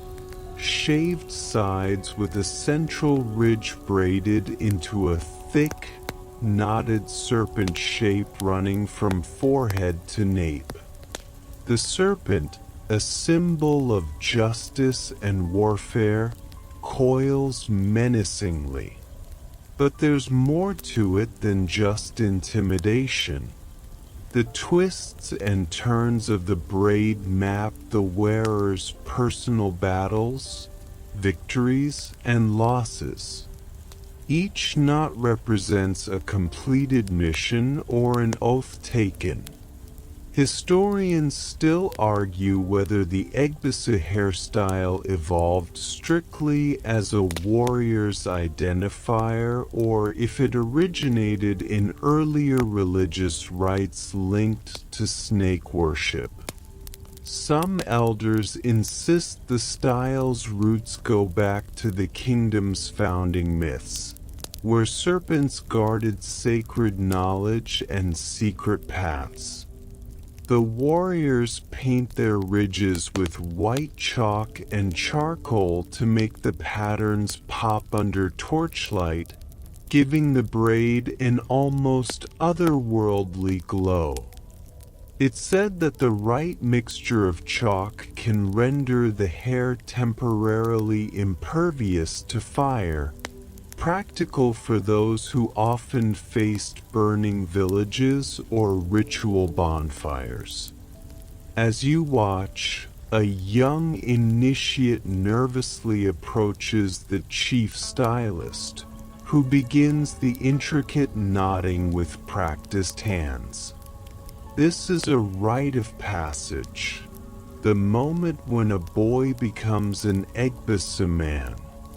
The process takes hours, during which the initiate must remain perfectly still and silent, a test of discipline that only the strongest pass. In the shadows, you overhear whispered legends about a rare variant called the ghost coil. Only the most elite warriors wear it, an almost invisible braid hidden beneath the scalp's surface, dyed with a secret black paste. It's said to grant invisibility in battle, though skeptics call it superstition. Regardless, the fear it inspires is very real. Nearby, a woman waits patiently, wearing the ancestral loop, a style of interlaced braids decorated with tiny bells and cowrie shells. This style is common among secret society women who serve as spiritual advisors and keepers of forbidden knowledge. The bells aren't just for decoration. They're believed to ward off evil spirits that might overhear whispered secrets. You notice how the cowrie shells catch the flickering light, symbolizing wealth and protection. Cowries, after all, were once used as currency throughout West Africa. Their presence in hair is a reminder that beauty and power often walk hand in hand. Here's a quirky detail. Some members of the secret societies would decorate their hair with miniature talismanic charms shaped like animals or weapons. One particularly bold member had a tiny bronze sword braided into his hair, complete with a leather sheath. Talk about wearable art. The atmosphere here is thick with secrecy and respect. No outsiders are allowed, and even the slightest breach in protocol can mean exile or worse. You feel a chill despite the warm air, the knowledge that you're witnessing something intensely private. As the night deepens, the conversations grow hushed, the laughter more rare. The hairstyles are less flamboyant here, more functional, coded, and symbolic. But they pulse with a fierce energy, a reminder that in Benin, hair was never just decoration. It was armor, identity, and sometimes a weapon. You begin to understand why the kingdom sculptors immortalized these hairstyles in bronze and ivory, not just as fashion, but as living language. Every coil and twist carried meaning, some obvious, others encrypted. A map you'd need a lifetime to decode. Before you leave the alley, a final whispered secret catches your ear. Some say the ghost coil wearer could speak with ancestors through their hair, the braids acting as antennas to the spirit world. Whether myth or truth, you're left wondering how much power lies hidden in these forgotten strands. And just like that, the hair fades into night, the secrets tucked away once more until the next telling. You leave behind the secret society's shadowy enclave and step into the bustling marketplace, where the hum of daily life fills the air, vendors shouting, children weaving between stalls, and the sweet smell of roasted plantains mixing with fresh earth. Here, hair takes on an entirely different role. It's about commerce, status, and the endless game of social signaling. You navigate through the crowd until you reach a small open-air shop where a wizened old woman sits with bundles of hair extensions, beads, and combs neatly arranged before her. This is a hair trader, a vital figure in Benin society. She's part merchant, part stylist, part cultural historian, someone who weaves together stories and strands. Her shop is a treasure trove of textures and colors. Some extensions are made from human hair, painstakingly collected and cleaned. Others are dyed wool or plant fibers, bright reds and deep blacks that catch the sun like jewels. Each bundle tells a story of travels, trades, and traditions. You watch as a young girl, no more than 10, eagerly tries on a set of beaded braids called Idia's Promise. The name references the famous Queen Mother Idia, whose hairstyles became legendary for their beauty and political power. The beads, ceramic, bone, and glass, clink softly as the girl moves, a symphony of innocence and legacy. Historians still argue whether the Idia's Promise style originated solely within royal courts or spread rapidly among common folk as a symbol of female empowerment. What's clear is its lasting influence across generations. Across the way, a man barters for a rare camwood paste, the natural red dye used to color and protect hair. It's not just cosmetic. Camwood is believed to strengthen the hair and protect the wearer from evil spirits. The trader nods knowingly, sliding a small pouch across the wooden counter. Here's a quirky tidbit. Some traders would secretly mix powdered crocodile dung into camwood paste. Yes, crocodile dung. It was believed to provide extra strength and a mysterious aura of toughness. The scent? Less pleasant.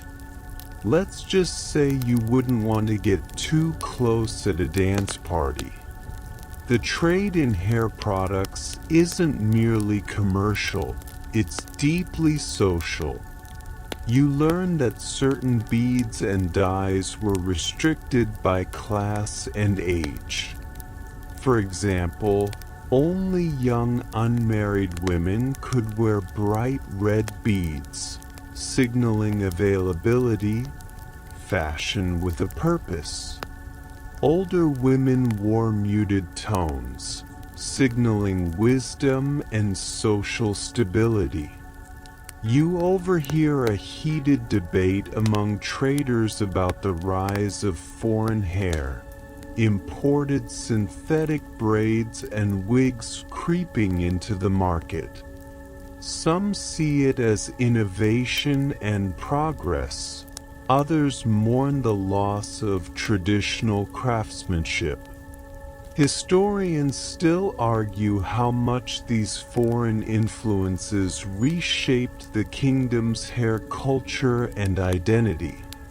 Nearby, a group of young apprentices practice braiding techniques under the watchful eye of a master stylist. Their fingers move deftly, weaving intricate patterns that could take hours to perfect. Watching them reminds you that these skills were passed down like sacred knowledge, each braid a thread in a vast cultural tapestry. Suddenly, a loud cheer erupts from a corner of the market. You glance over to see a contest underway, a competition of hairstyling speed and creativity. Stylists race to finish complex braids before the crowd's cheers drown out the last comb stroke. The winner earns not only prestige but a coveted place in the next royal festival. One contestant sports a daring new look called the Spiral Tower, a towering braid structure wrapped in brightly colored threads and tiny mirrors that catch the sun. It's modern, yes, but also pays homage to the historic layered crowns once worn by Benin queens. The audience roars approval.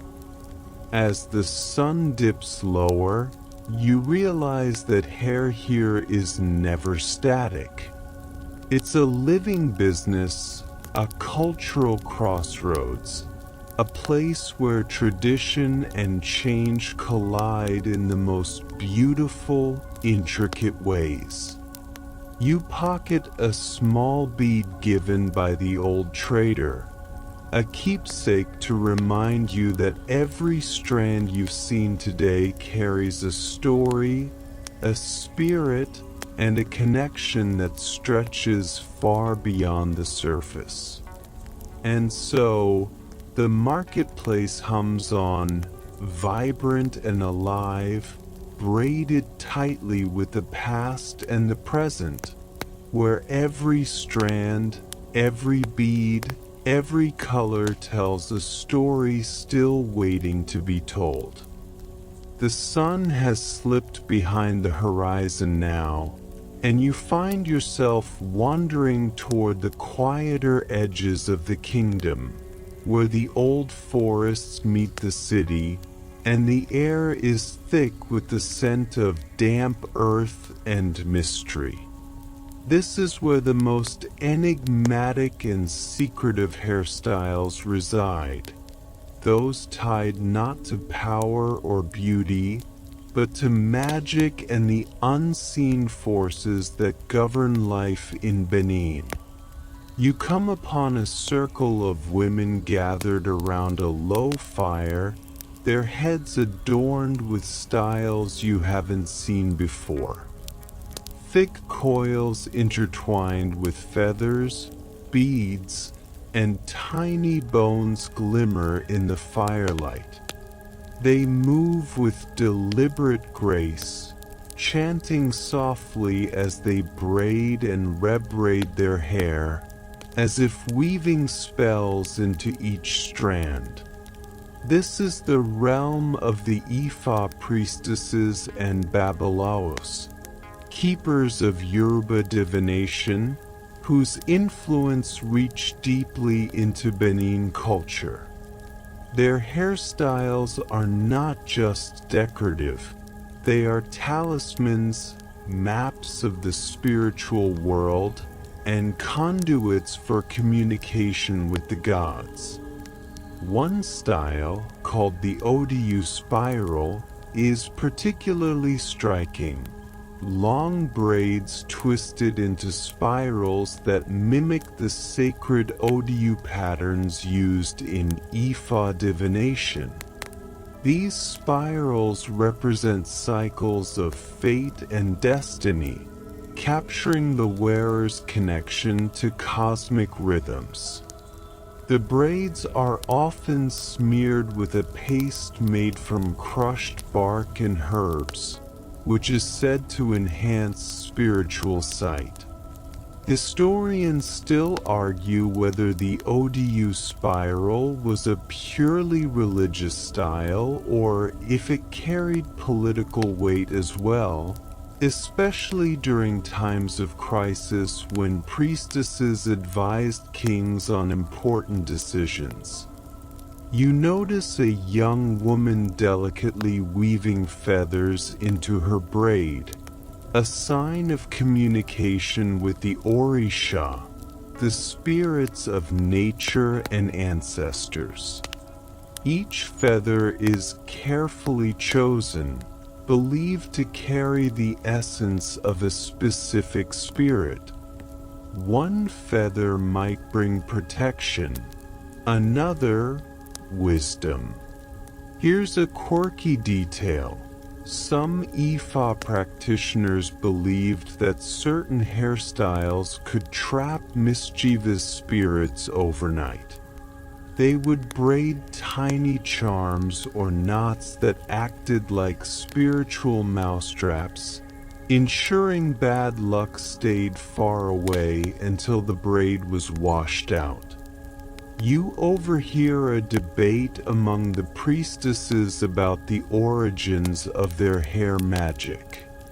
Some say it was borrowed from the forest spirits themselves, a gift from the gods. Others believe it evolved through centuries of practical knowledge and ritual experimentation. The truth remains shrouded in mystery. Nearby, an elder gently unties a knot from her hair, releasing a small powder that scatters in the air, a mixture of crushed herbs and incense. This act, the unbinding, symbolizes letting go of past misfortunes and welcoming new blessings. You watch, fascinated, as the women begin to sing in low voices, their hair moving rhythmically with the chant, almost as if alive. It's a reminder that in Benin, hair was not merely static ornamentation, but a living, breathing element of the spiritual world. As the fire crackles, you think about the many ways hair has carried meaning here, across courts, marketplaces, festivals, and secret rituals. This moment feels like the heart of it all, the pulse of a culture woven into every coil and twist. You step back quietly, feeling the weight of unseen worlds tangled in those sacred braids. Somewhere between myth and reality, you realize that hair in Benin was, and maybe still is, a bridge between the visible and invisible, the known and the mysterious. The night deepens as you wander toward the royal quarters once more, drawn by whispers of the final, most secret hairstyles reserved for the Oba's closest circle.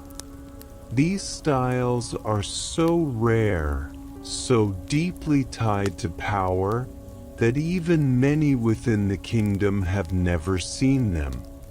You feel the weight of history pressing in as you enter the quiet chambers where hair is not just worn but revered like a living relic. In the dim glow of oil lamps, you spot the unworn, a complex coiffure worn only by the Oba's queens and princesses. The style features towering braids wrapped in gold thread, with delicate ivory beads shaped like tiny faces, each one a tribute to an ancestor. The effect is both regal and haunting, like a crown woven from the spirits of those who came before.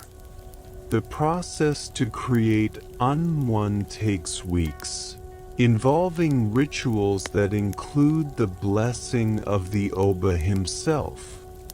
It's said that each braid holds a piece of the wearer's destiny, binding her to the fate of the kingdom.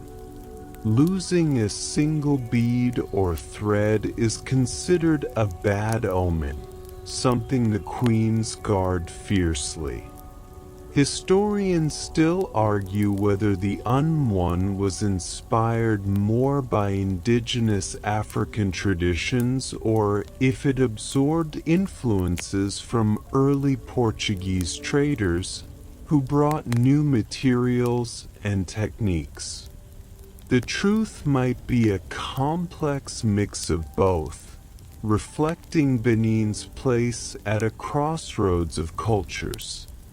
Nearby, you glimpse the imobo, a hairstyle reserved for royal heirs.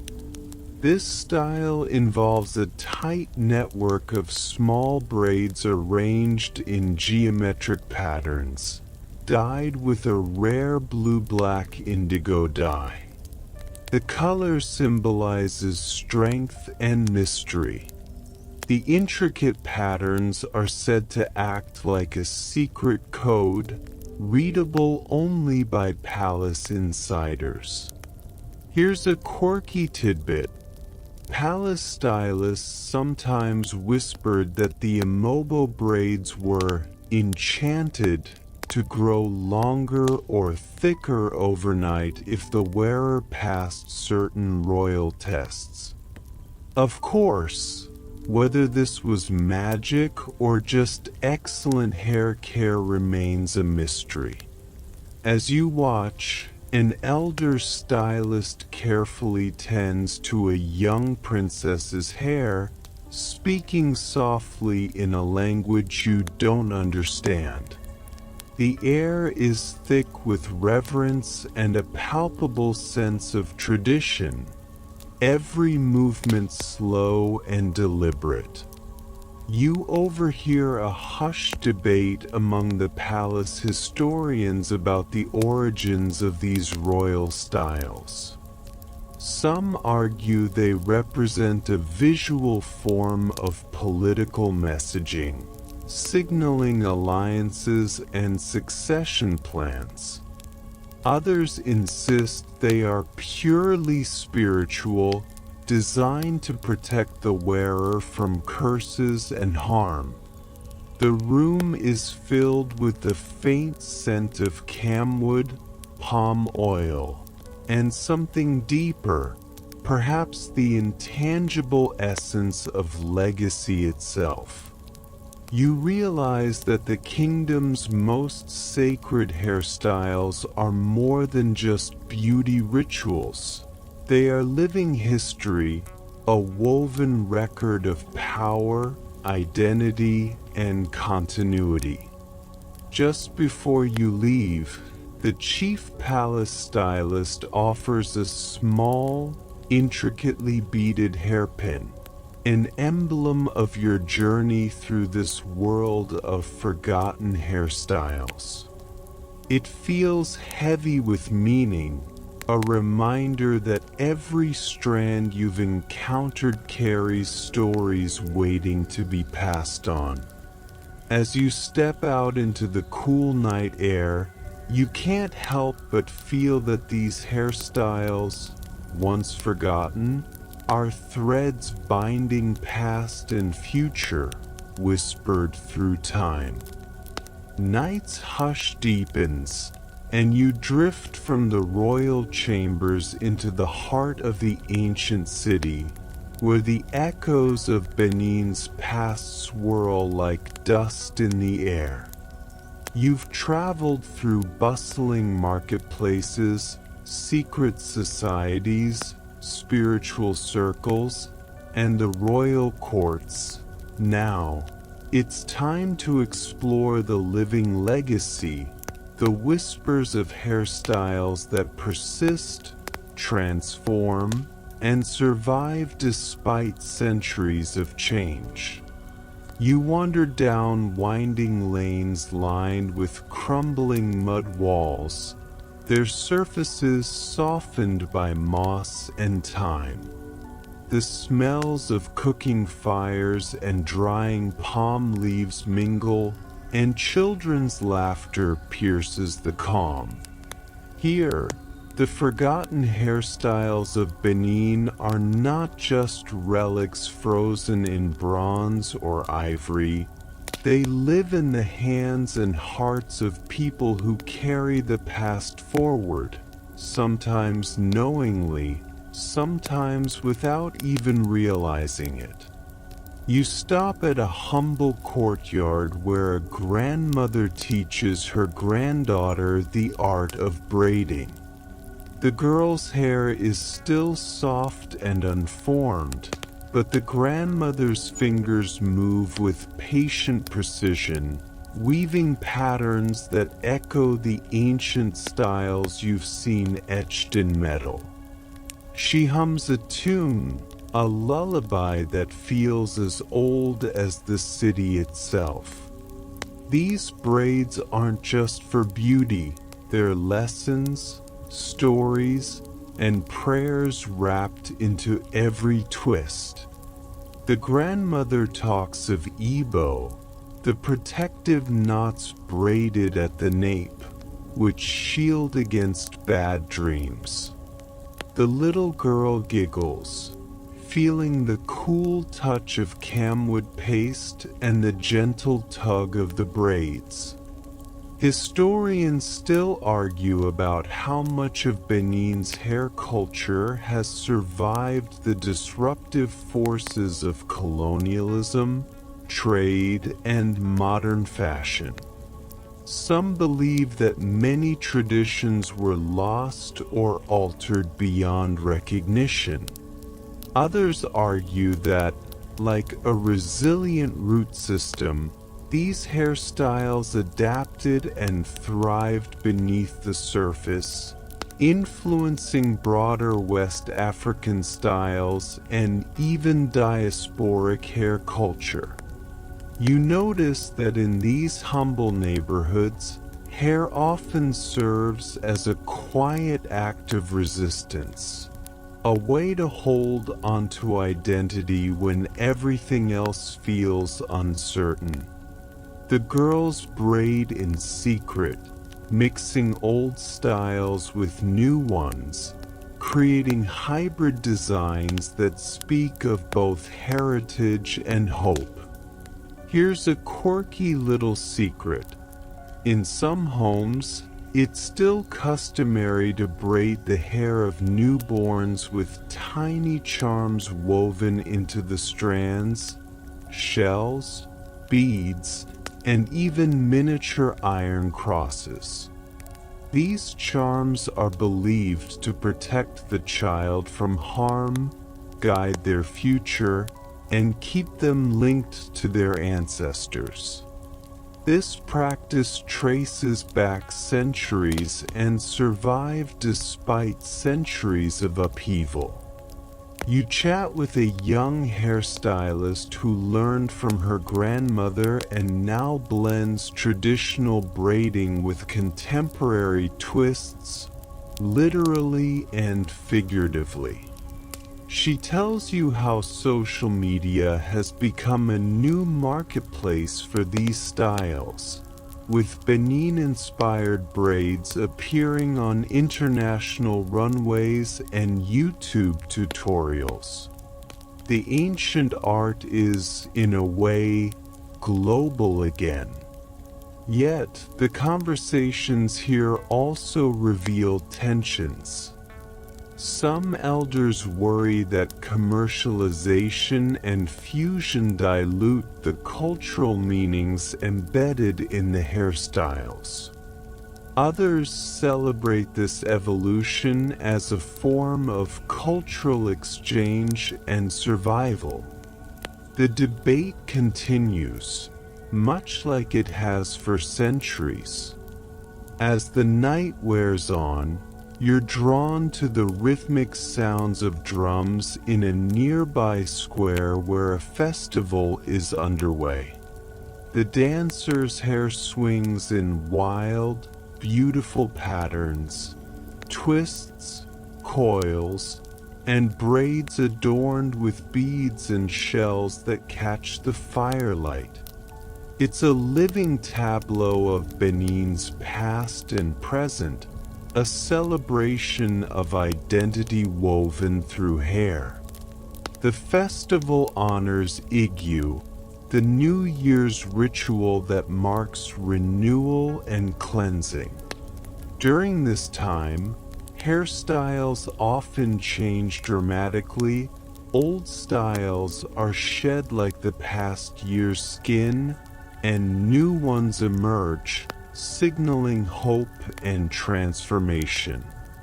The community comes together in an intricate dance of history, belief, and artistry. You watch a young man with a dramatic Oba's knot style, a modern reinterpretation of royal braids crowned with bright cloth and tiny metal discs.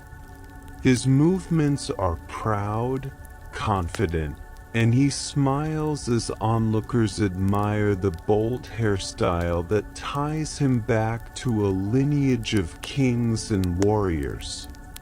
Historians still argue how much modern Benin hair culture directly descends from the pre-colonial era versus how much is reimagined in the context of global African identity.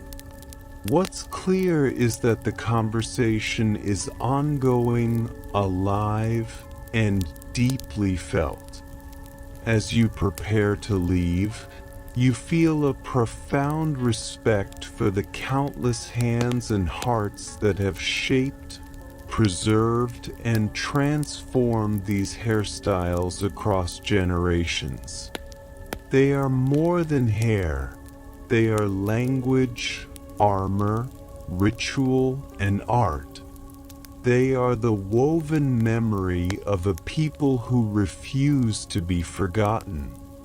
Before the last drumbeat fades, you reach into your pocket and clutch the beaded hairpin gifted by the palace stylist in section 14. A small talisman that now feels heavier, imbued with stories, struggles, and hopes. And with that, your journey through the forgotten hairstyles of the Kingdom of Benin draws to a close. Hey, now that you've traveled this long, winding path with me, remember, hair is never just hair. It's history, identity, and culture all tangled together. Whether you're braiding in a modern salon or passing down styles at home, you're part of this ongoing story. So, before you drift off tonight, think about those ancient coils and vibrant beads, not as something far away, but as threads that connect us all across time and space. Now, slow your breath, soften your thoughts, and let the images of those braided crowns and glowing beads fade gently into the background. Imagine the gentle tug of a grandmother's hands in your hair, the soft murmur of ancient lullabies, the warm glow of firelight reflecting on polished beads. There's comfort in knowing that these stories, these styles, live on, in you, in me, in every whispered memory carried by the wind. The Kingdom of Benin's forgotten hairstyles aren't lost. They sleep beneath the surface, ready to bloom again when the time is right. So, as your eyes grow heavy, let the weight of history settle softly around you, like a warm, familiar shawl. And know that tomorrow or the day after, those braids and twists will be there, waiting to tell new stories, hold new meanings, and dance again in the light. Rest now. Your journey has been long, but your dreams are just beginning.